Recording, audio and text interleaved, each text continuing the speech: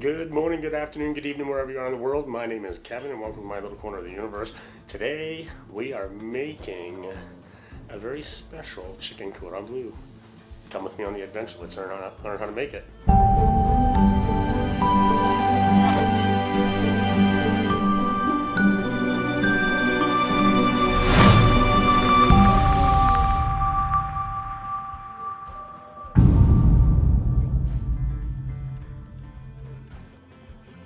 So we're going to start our egg wash. Egg wash is easy. We're going to take 3 eggs, drop them in our bowl. Then we're going to add some spices to it, some salt, some pepper. Then we're going to whisk it up. Make sure you get all the shells out of there. Nobody wants a shell in their food. That is one done in egg wash. Next, we're going to move on to the breadcrumbs. Real easy. We're going to take our breadcrumbs. I just bought the seasoned Planko ones from the store. It was easier. So we're going to take our breadcrumbs. We're going to add a good hefty amount of breadcrumbs in there because we want to coat everything. Right? But we're not done yet. We're going to take a little bit more salt. We're going to add some salt to that. Right? Just a pinch. We're going to add about a half a pinch of pepper to this as well. We're going to add some more of the fresh herbs that we made right in there. Probably about half of them because the other half is going to go into the flour. Oh, and the one thing I forgot to tell you, and I'll be right back, add Parmesan and Romano cheese to our breadcrumb mixture. We might even add a little bit to our egg mixture as well, but most definitely our breadcrumbs. And it can be grated, it can be real, it could be, you could shred it yourself, you could grate it yourself. I'm just making something easy and simple for us today, so. And I usually probably, just about that much. Wash off our fork. Dry off our fork.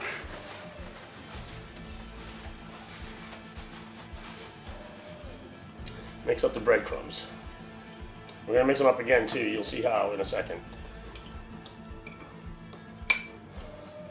Alright, so just give it a mix for a second. Then what I like to do is I like to take 2 shopping bags, make sure they're nice and clean. You grab a couple clean ones, make sure you follow sanitary rules and all that fun stuff. Then we're going to take our breadcrumbs, we're going to put them right in there. We're going to save that for our flour. So, breadcrumbs in, give them a mix. We're going to drop our chicken right in there. We're going to drop our chicken right in there and coat it. It'll give it a nice even coat. We'll be right back with the chicken. So if you've never fried food before, a few safety points we should go over. One, I'm using a gas stove, so we have to be extra, extra, extra cautious with this. If any of the flames touch the oil, we're going to have a fire, we know that. So that's why I'm using a deep, deep cast iron pan. I'm using cast iron because it transfers heat really well, and it's deep enough that I can put a good reserve of oil in there, enough to fry the chicken the way we want to fry it. So the other thing I use is canola oil. The reason I use canola oil is because, well, 2 reasons. Well, actually, 2 reasons. 1, it cooks really well, and 2, it doesn't contain any soy. Males and men should not eat anything with soy in it. Soy has a natural estrogen in it, and estrogen and male bodies do not go along with each other. Alright, so these are the things you're going to need for your making of your chicken cordon bleu. It's real simple, it's real easy. You just saw me make everything and prepped. If you're not using this right away and you want to make it beforehand, before you party or whatever you want to serve them at, that's perfectly fine. Make them just the way I'm going to show you. Put them on a tray or a plate, put them in the fridge, and leave them right alone until you're ready to fry them. That's what I'm about to do. If you have any questions, put them down in the comment section down below. That's the other thing I forgot to say. If this is your first time here seeing this video, and you like what you see, leave a thumbs up. Put a comment down below, subscribe, hit the notification bell. I upload 4 or 5 videos on Saturday, Sunday of each week. Range from gaming, video reactions, cooking, political stuff, current events, whatever you name. And I also record or talk about discussions you guys want to talk about as well. I've been getting a lot of feedback, and I enjoy that a lot. I'm going to be reacting to a couple of things a couple of people have asked me to. But on with the chicken. So what we're going to need, obviously, we need our chicken, our spices, our pub cheese. I got Black Forest ham. Get whatever ham you like. Our seasoned flour, our seasoned eggs. So here we go. Also 2 spoons. One to get the pub cheese out, one to spread the cheese on the chicken. The reason we want to do that is because we don't want cross-contamination. That's a big no-no. We don't want cross-contamination. So here we go. Also, you're going to need a mallet. If you don't have a mallet, you can use a heavy wine bottle or a beer bottle to pound down the chicken, just to get it flat. That's what we want. So we'll start with the first breast. We're going to cut off any excess white that we see on the breast, or any other bones that might be in there still. Funny, because this is a boneless breast. We'll have to make note of that. You don't have to be hugely excessive with getting all the fat off. It's going to render out into the fryer anyway, so let's get that, let's get that, let's get that. Alright, and we want to square this off a little bit, so we want to take any weird ends off, but that one looks pretty good, so we're going to slice right in the center. We're not going to go all the way through either. We're going to butterfly this until we can open it up and we can see what we're doing. Then we want to flatten it out a bit. That. Right? We want to take our meat mallet and we want to pound this down.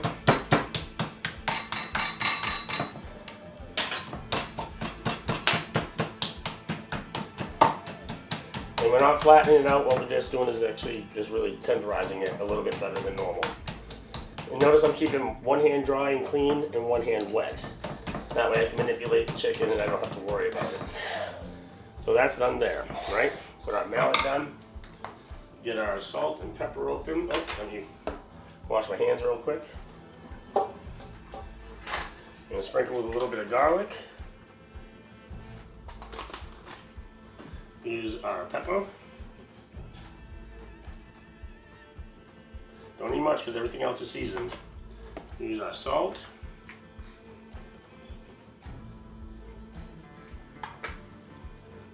I'm going to save you the burden of seeing me make all 3, so I'll make the 1.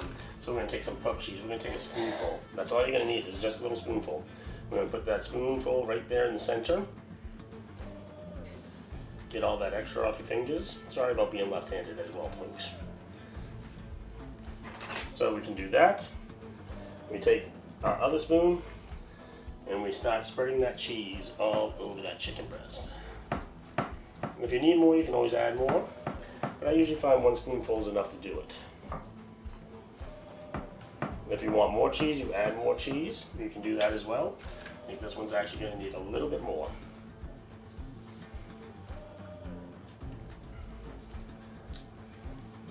Now I gotta wash my hands again. So I'm going to show, like I said, I'm going to show you how to do one of these. You want to get the cheese right to the end.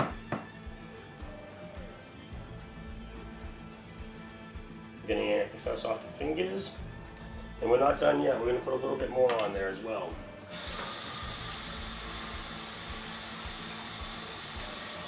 We're going to take our Parmesan Romano from earlier. I'm going to sprinkle some of that on there.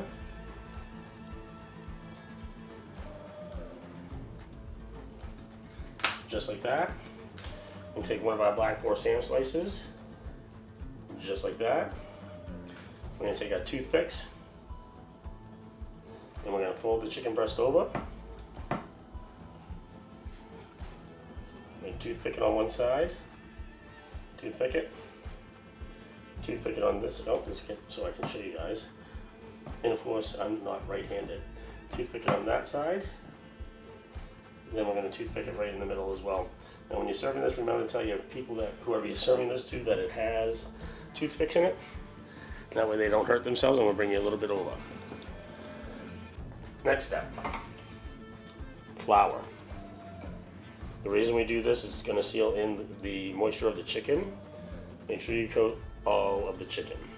It's going to seal in the flavors. And then you're going to put in the egg wash. Not too long. You're just going to dip it.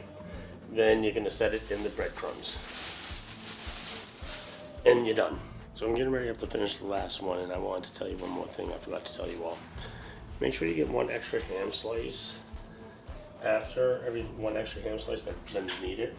Because when everything's done and said, you get to have that extra ham slice for yourself as a little thank you. And Black Forest ham is one of the best hams going in our area. We freaking love, Mainers love it. So, last one here, I'm going to show you what we do after we do the last one. So remember to tell everybody there are toothpicks in here. Remind them of that. Code it in their head. Toothpicks, toothpicks, toothpicks. So once we get our dredging, final dredge, right? We put the chicken in here. And what we're going to do is we're going to close up our bag. And we're going to just gently turn it upside down. We're going to turn it all around. All around. All around. With all those herbs, all those breadcrumbs, all the seasoning, all that cheese. Just keep turning it. Keep turning it. Edit this part out, Kevin.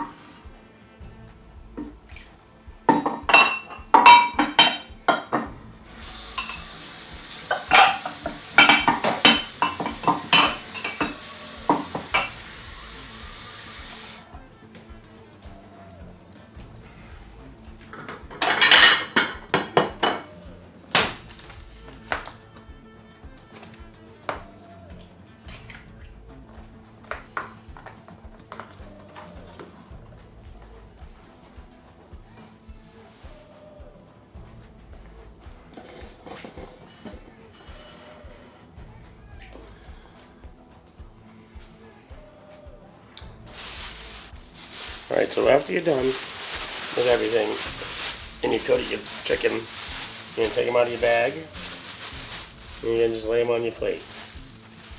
And that's what they should look like. I'll give you a closer look when I'm done, but this is what they should look like.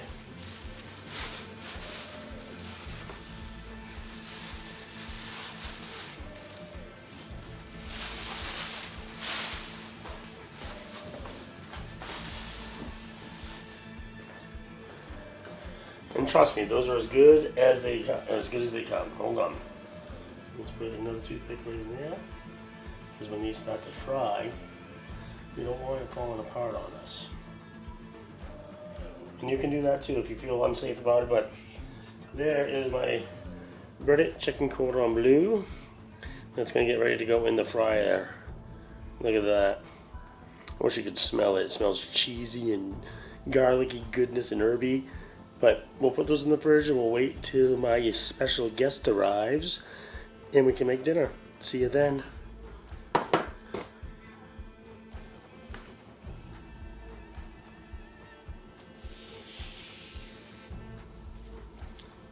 I did mention that was for us later. Okay, so 1, we're cooking with an open fire.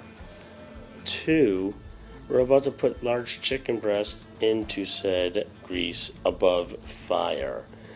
Grease splatters catches fire, fire catches grease, fire engulfs the entire house and we're all dead. We don't want that. So what I do is I heat my chicken oil up to about, my canola oil up. Excuse me, not chicken oil. Mm-hmm. That would be interesting though. It would really be. We'll have to do that next time.